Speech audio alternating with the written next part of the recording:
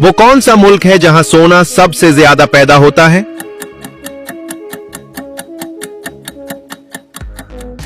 सही जवाब चीन।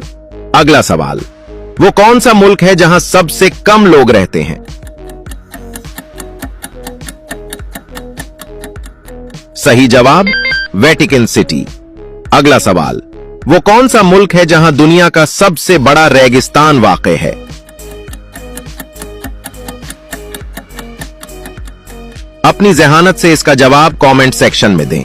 अगला सवाल, वो कौन सा मुल्क है जहां सबसे ज्यादा बर्फबारी होती है?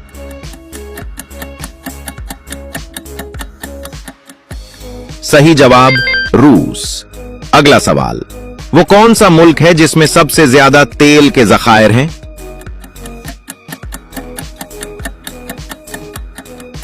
सही जवाब वेनेजुएला।